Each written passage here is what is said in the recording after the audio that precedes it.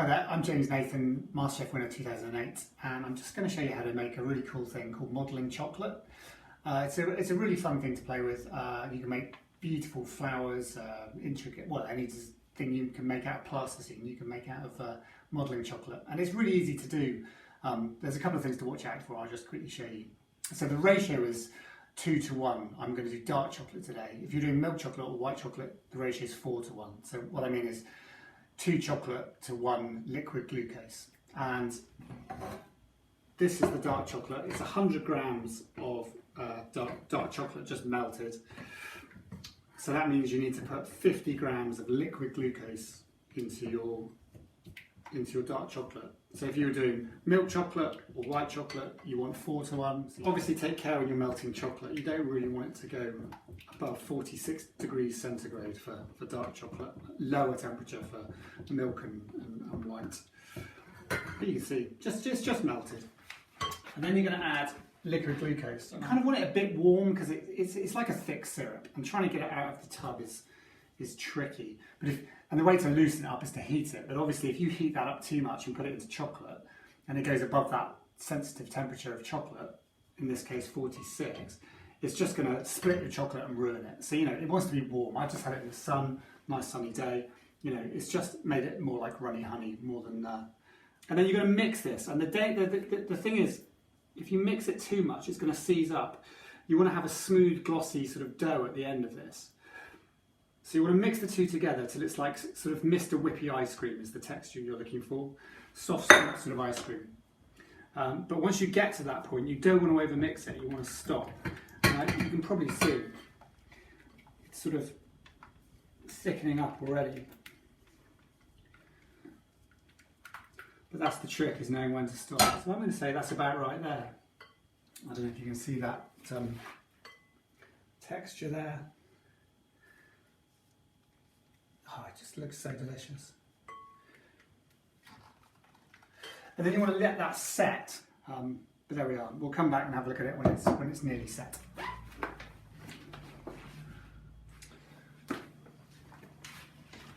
So I've given my modelling chocolate about an hour to chill and just relax. The edge of it's really hard and the middle is still really squidgy. And you basically want to work this like a putty. The idea is to get a nice smooth textured, like plasticine sort of texture. So I'm just going to scrape this up and see if we can, yeah, and it's just like kneading bread really. And then after this, we're just going to let it go hard. And then it's ready to use. But it goes so hard, it goes like rock hard. And you have to sort of do this sort of process again of kneading it. But you can see it's really coming together nicely now. And this is such a fun thing to do for Easter or even Christmas. And there's so many edible glitters and paints you can buy now that you can make your chocolate model or whatever you've got in mind. I'm going to make roses and then paint them, or put glitter on them, whatever you want. And it looks amazing. And then you tell people they're made of chocolate and they go, oh yeah, sure. But you can see that it's a nice glossy piece of chocolate now, just like plasticine. So we're going to rest that until it goes totally hard. And then it's ready to work. You just sort of get it back to this sort of modelling consistency by working it again, but you've got to rest it now. So that's what we're going to do. It'll probably be about 3 hours. Hi there, so we're back with the modelling chocolate and it's time to work this. It's totally set now, looks a bit like fossilised dinosaur dung or something, and the best thing to do is actually give it about 15 seconds, 10 to 15 seconds, be gentle with it, in the microwave, and then knead it until you get a lovely soft pliant modelling chocolate. So that's what I'm going to do. I'm just going to put it in the microwave and I'll come back and show you how to knead it. Okay, so that's had 10 seconds only in the microwave and you can see it's really soft and squidgy already. Some bits are quite hard still, but in the main it's really quite soft. You've got to be careful because if you cook it too much, all the oil splits out and it's ruined. So go gently. It's better to go 5 seconds, check it, another 5 seconds, and do it like that. And then you just want to work it. you know, just give it a knead as if it was bread dough. And then today we're going to work on a chocolate rose, because I think they work at Christmas or Easter. It's a pretty cool thing to make, and they're really easy to do. I'm going to show you a simple technique. So there we are. We're ready to work that now, and I think it's worth. Your hands get sticky and they start to attract more and more chocolate, so it's a really good idea just to keep them clean. So I'm just going to give mine a little rinse. Okay, so the first stage is to make like a little cigar shape, or a sort of a bit of a cone, really. I'm thinking really sort of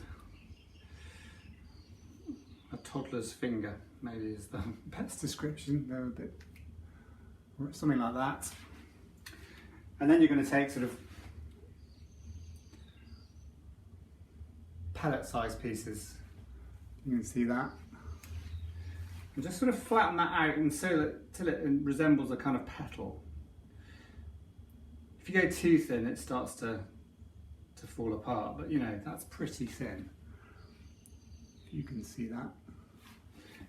And then at the thinnest end of the chocolate, you start to wrap them round, and then you just keep working, layering them up, offsetting and working around, sort of rotating it and putting them on, rotating and putting them on. So I'm just going to do a little close-up of that.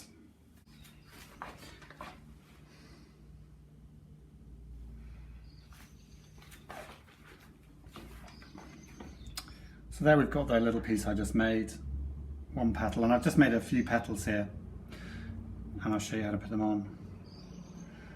Just sort of offset them so that you go around and around and build it out, and you can just see it. It takes shape like a flower really quickly and really easily. And the further out you get, you can start sort of opening them out a little bit, just like that.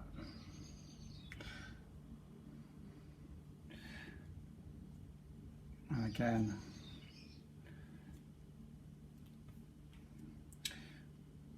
and you just keep working away, working away. I'll just show you one petal while we're